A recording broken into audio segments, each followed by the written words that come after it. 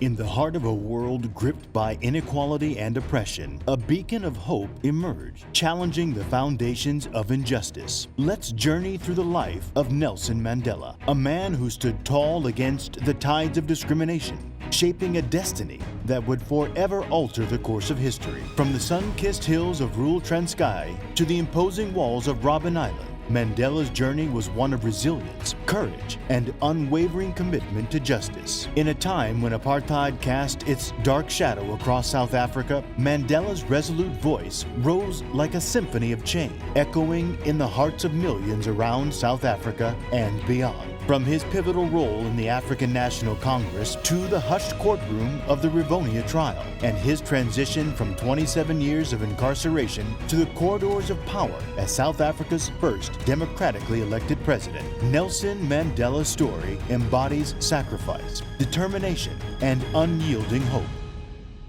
Nelson Rolihlahla Mandela was born on July 18, 1918, in the small village of Embodying in the Eastern Cape province of South Africa. He was part of the Thembu royal family, which instilled traditional values and leadership principles in him. His father, Godla Henry Mfakaniswa, served as a counselor to the royal family. Mandela was named Rolihlahla, which means pulling the branch of a tree, or figuratively, troublemaker. Godla was a polygamist with 4 wives, 4 sons, and 9 daughters, who lived in different villages. Nelson's mother, Nosinkini Fanny, was Godla's 3rd wife, daughter of Nkedema, and a member of the Ama Impemvu clan of Xhosa. Mandela's upbringing was influenced by his Xhosa heritage and the Thembu customs of communal living and oral storytelling. These customs instilled in him a deep respect for community, leadership, and a sense of duty to his people. He was groomed to become a counselor or chief like his father and ancestors. Both his parents were illiterate, but his mother, a devout Christian, sent him to a local Methodist school at 7 years old. That is where he got the English name Nelson. In an interview, he said, "No one in my family had ever attended school. On the first day of school, my teacher, Miss Mdingane, gave each of us an English name. This was the custom among Africans in those days and was undoubtedly due to the British bias of our education. That day, Miss Mdingane told me that my new name was Nelson. Why this particular name? I have no idea." When Mandela was about 9, his father came to stay at Kunu, but eventually died of an ailment believed to be lung disease. In the 1920s, Mandela's life took a significant turn when he was sent to the Clark Berry Boarding Institute and later Heldtown, a mission school that provided a Western-style education. These schools introduced Mandela to ideas of self-improvement, debate, and activism, setting the stage for his future involvement in political change. He later said he inherited his father's proud rebelliousness and stubborn sense of fairness. While at Heldtown, Mandela's interactions with students from various backgrounds exposed him to the diverse realities faced by South Africans of different racial groups. This experience opened his eyes to the systemic injustices perpetuated by apartheid policies in South Africa, the stark disparities in opportunities and living conditions between black and white South Africans became increasingly disturbing to him. Mandela's transition to urban life in Johannesburg marked a significant phase in his life. In the bustling city, he attended the University of Fort Hare, one of the few institutions of higher learning available to black South Africans at the time. His time at Fort Hare introduced him to an environment of intellectual engagement and political discourse, where he was exposed to various perspectives on social justice and equality. Nelson Mandela's journey into activism began when he moved to Johannesburg to escape an arranged marriage and find work. In the city, he faced the harsh realities of racial segregation and inequality under apartheid. This experience profoundly influenced his political awakening. In Johannesburg, Mandela studied law at the University of Witwatersrand and became involved in various political and social circles. He joined the African National Congress, ANC, a political organization founded in 1912 to fight for the rights of black South Africans. The ANC initially focused on peaceful protests protest and legal actions against discriminatory laws. But Mandela's involvement coincided with a shift towards more active resistance. Mandela's commitment to the anti-apartheid cause became more serious when he joined the ANC's Youth League, a group that advocated for more radical and direct action against apartheid policies. He quickly rose through the ranks due to his charisma and leadership skills. One of the significant events during this period was the Defiance Campaign of 1952, which challenged unjust laws through mass civil disobedience. Mandela played a central role in organizing this campaign, actively encouraging nonviolent resistance to apartheid policies. In other words, they encouraged people to deliberately break discriminatory laws. At a Durban rally on 22 June 1952, Mandela addressed a crowd of 10,000 people, sparking the campaign's protests. He was arrested and briefly interned in Marshall Square Prison. At this point, Mandela was already becoming famous as one of the strong black political figures in South Africa. Mandela initially argued against a racially united front, but he later embraced the idea of a multiracial front against apartheid. This period also marked Mandela's growing interest in Marxist philosophy, driven by his increasing commitment to activism. His study of works by Karl Marx, Vladimir Lenin, and Mao Zedong resulted in him embracing dialectical materialism. Mandela's involvement in the Defiance Campaign led to a significant increase in ANC membership and government crackdowns. As the campaign faced challenges and the government introduced the Public Safety Act, the ANC decided to restructure its internal organization. In October 1952, despite opposition from Africanists, Mandela was elected as the regional president of the Transvaal ANC. However, he was arrested in 1952 under the Suppression of Communism Act and stood trial with other activists. Though found guilty of statutory communism,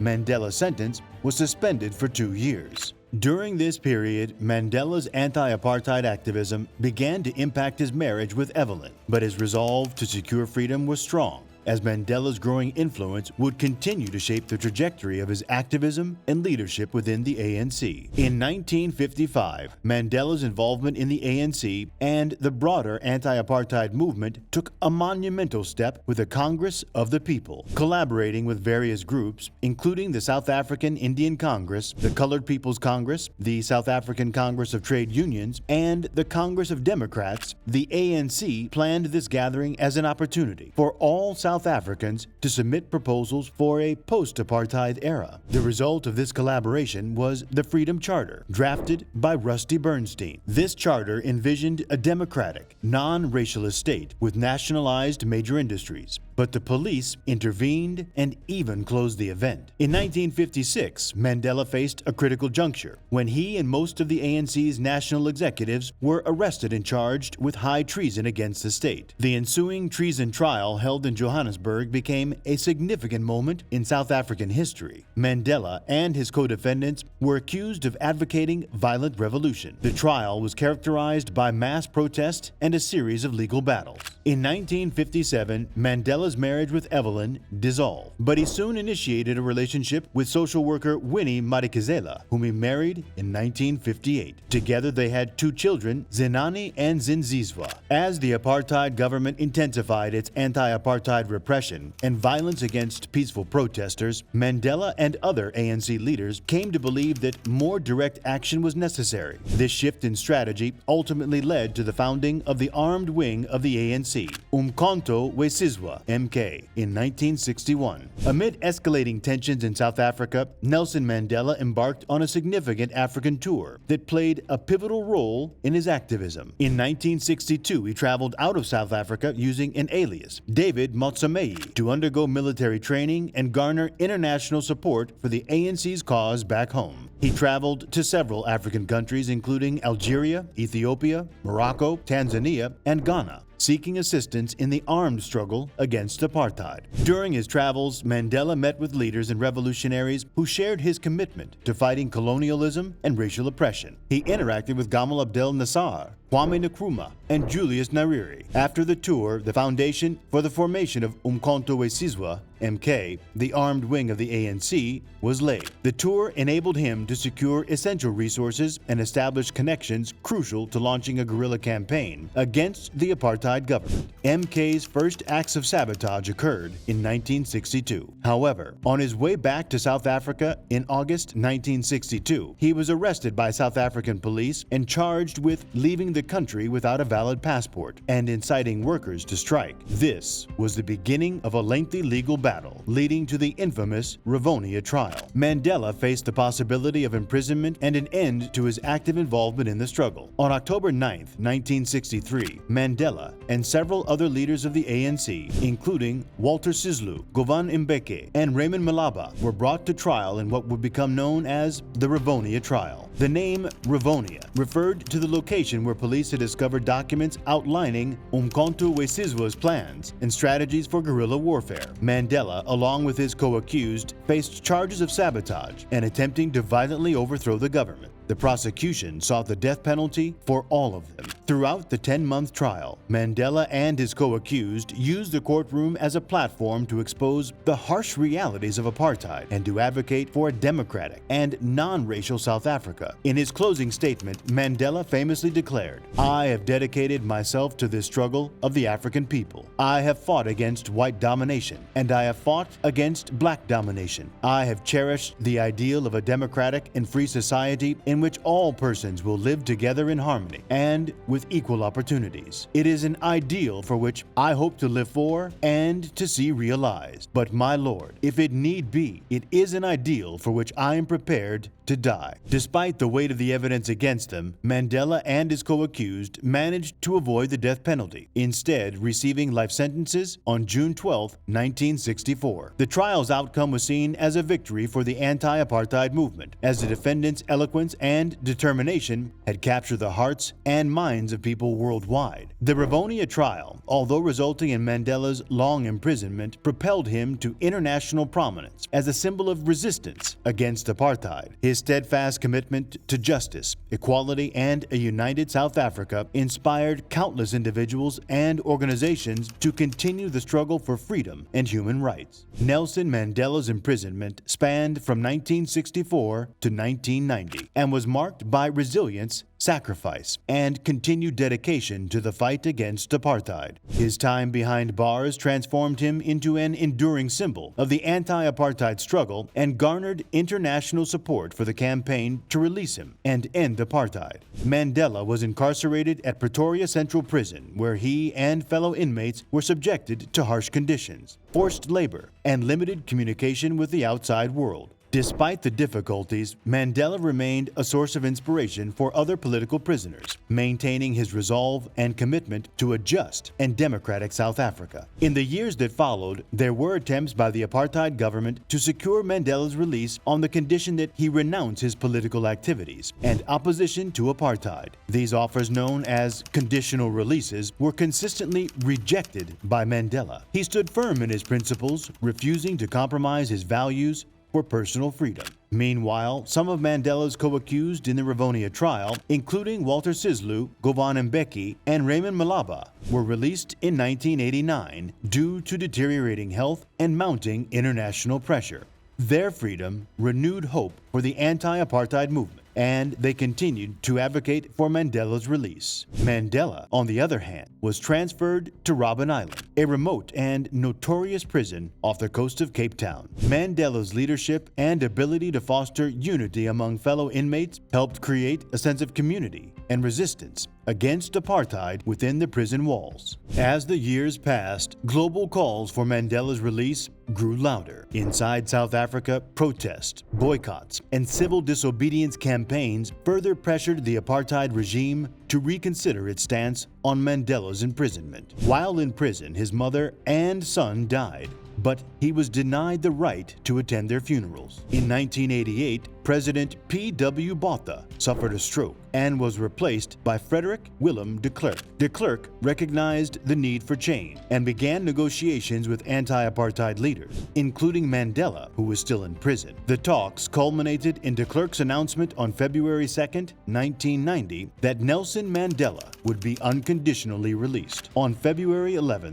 1990, Mandela walked out of Victor Verster prison in Paarl, Cape Town, a free man after 27 years of captivity. His release marked a turning point in South Africa's history, signifying the beginning of a new era of negotiations, transition, and hope for a democratic and non-racial South Africa. The end of apartheid and the journey towards a democratic South Africa was marked by pivotal events and negotiations that culminated in dismantling institutionalized racial segregation and realizing Nelson Mandela's vision for a united and inclusive nation. After his release from prison in February 1990, Nelson Mandela embarked on another tour, where he met with supporters and world leaders to garner support for the anti-apartheid cause. His tour took him to Zambia, Zimbabwe, Namibia, Libya, Algeria, Sweden, London, France, the Vatican, and the United States. Mandela's interactions with global leaders like President Francois Mitterrand, Pope John Paul II, Prime Minister Margaret Thatcher, and President George Bush showcased the international recognition of his role in ending apartheid. During his tour, Mandela advocated for foreign countries to impose sanctions against the apartheid regime. He also addressed diverse audiences, including the African American community in the United States. Upon his return to South Africa, he participated in preliminary negotiations with the apartheid government. These negotiations began in May 1990 with Mandela leading a multiracial ANC delegation. The discussions led to the Groot Schuur Minute, in which the government lifted the state of emergency, signifying a shift towards negotiations rather than conflict. In August 1990, recognizing the ANC's military disadvantage, Mandela offered a ceasefire known as the Pretoria Minute, which sparked debate within the ANC. Despite criticism from MK activists, Mandela's pragmatic approach aimed at de-escalating violence and fostering a conducive environment for negotiations. Another event that marked a critical phase in the negotiations was the Convention for a Democratic South Africa, CODESA, beginning in December 1991. Despite the involvement of 228 delegates from 19 political parties, the negotiations faced obstacles due to differences in ideologies and demands. Mandela played a prominent role during CODESA, denouncing President F.W. de Klerk as the head of an illegitimate, discredited minority regime. However, negotiations proved challenging, dominated by the National Party and ANC with little progress. CODESA II, held in May 1992, saw further disagreement, particularly regarding the structure of post-apartheid South Africa. De Klerk advocated for a federal system with rotating presidencies to protect ethnic minorities, while Mandela pushed for a unitary system based on majority rule.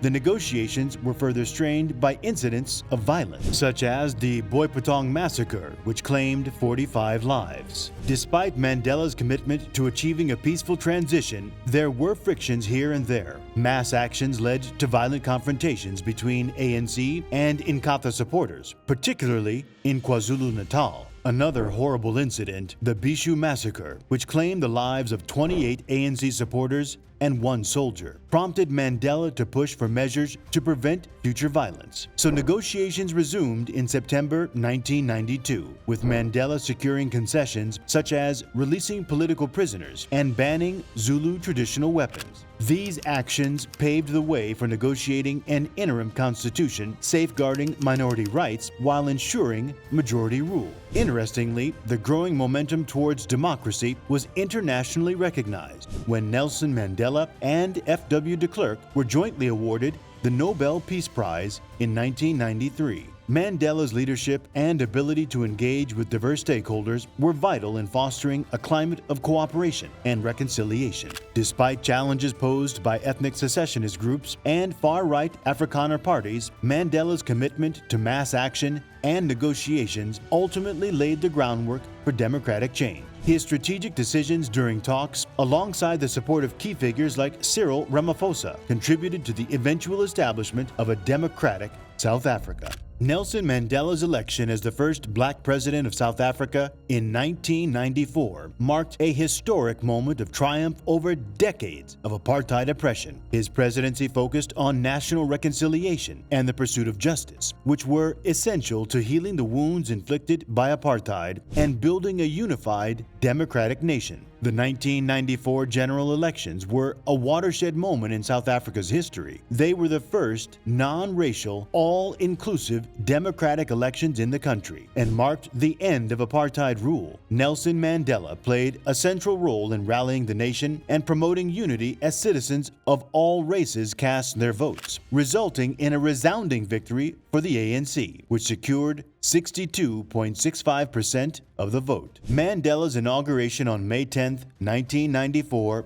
was historic, as it ushered in a new era of equality, democracy, and reconciliation. Mandela recognized the enormous task of nation building and reconciliation. He pursued a policy of forgiveness and reconciliation, urging South Africans of all backgrounds, including whites, to work together to build a just and inclusive society. This stance, described by Archbishop Desmond Tutu as the Rainbow Nation philosophy, was one of Mandela's most significant legacies. Mandela famously invited the widow Betsy Shumbi of apartheid architect Hendrik Verwoerd to his presidential inauguration, signaling a spirit of forgiveness and unity. Central to Mandela's reconciliation efforts was the Truth and Reconciliation Commission, TRC, in 1995. The TRC aimed to address past human rights abuses by providing a platform for victims and perpetrators to come forward and share their experiences. The commission offered amnesty to those who confessed to crimes committed during apartheid, provided they met certain conditions, such as demonstrating that their actions were politically motivated and in line with the principles of the TRC.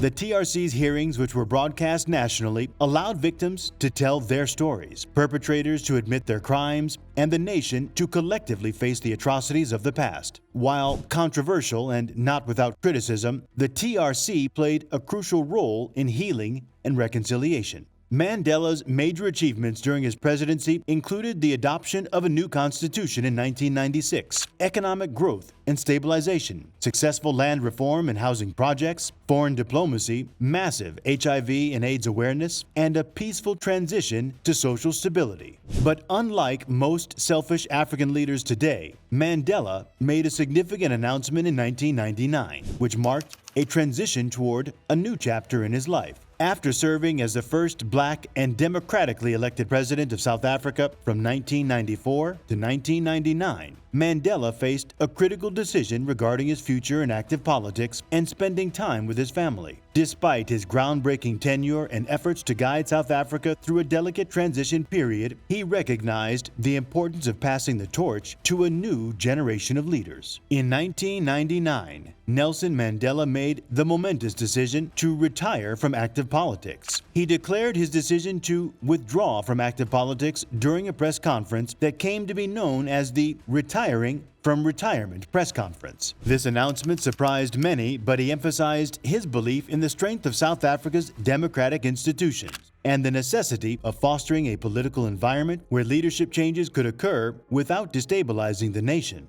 By voluntarily relinquishing power and making room for new leaders, he demonstrated a new level of selflessness and foresight that contributed to the stability of South Africa's democratic transition. But the private life of Nelson Mandela was not without challenges, especially his marriage. His first marriage to Evelyn Macy, with whom he had 4 children. However, the strain of his activism and frequent absences took a toll on their relationship. As Mandela's involvement in the African National Congress intensified, he was torn between his duties as a father and his commitment to the liberation struggle. This tension ultimately led to the dissolution of their marriage in 1957. In 1958, he married Nomzamo Winifred Winnie Madikizela. During Mandela's imprisonment, Winnie fearlessly carried on the struggle against apartheid, often at great personal risk. Her activism led to her detention and torture by the authorities. During their marriage, Mandela was imprisoned for 27 years, which was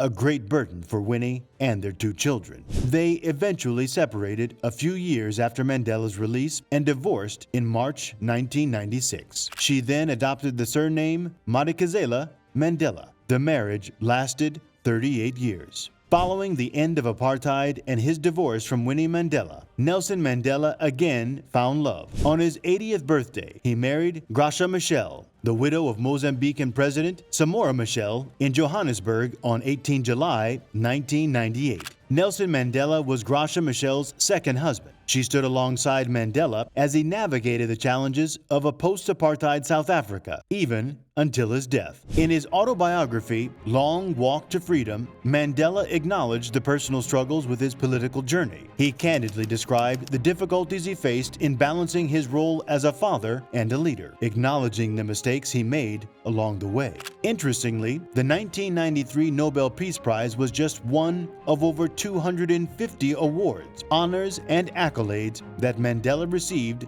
during his lifetime. His journey from prisoner to president left an indelible mark on the world, inspiring countless individuals and movements. These awards reflected his global impact and the admiration he garnered as a symbol of resistance, justice, and reconciliation. Mandela's name became synonymous with the struggle for human rights, racial equality, and the pursuit of a just society. His legacy extended beyond South Africa's borders, resonating with people who yearned for freedom and equality. The Nelson Mandela Foundation focuses on the making of just societies by mobilizing the legacy of Nelson Mandela, providing public access to information on his life and times, and convening dialogue on critical social issues. On December 5, 2013, Nelson Mandela died at 95 after a prolonged respiratory infection. The world mourned the loss of a remarkable statesman, leader, and global symbol of resistance and resilience. Nelson Mandela's passing marked the end of an era, leaving an indelible void felt across the country and beyond. Tributes poured in from leaders, activists, and ordinary people touched by his dedication to justice and peace. Memorial services, vigils, and commemorations were held worldwide. His legacies of forgiveness, reconciliation, and freedom fighting lived on as an inspiration to many. His memory lives on through cinematic portrayals in movies like Long Walk to Freedom and artistic expressions, biographies, visual arts, and other works that capture his essence, such as this video you're watching now. Nelson Mandela, Mandiba, was truly a legend and will never be forgotten. Another legend that won't be forgotten is Marcus Garvey. He was considered one of the most dangerous black men in history, and recently we did a documentary covering his story. Click the video on the screen to watch it now. We'll see you over there.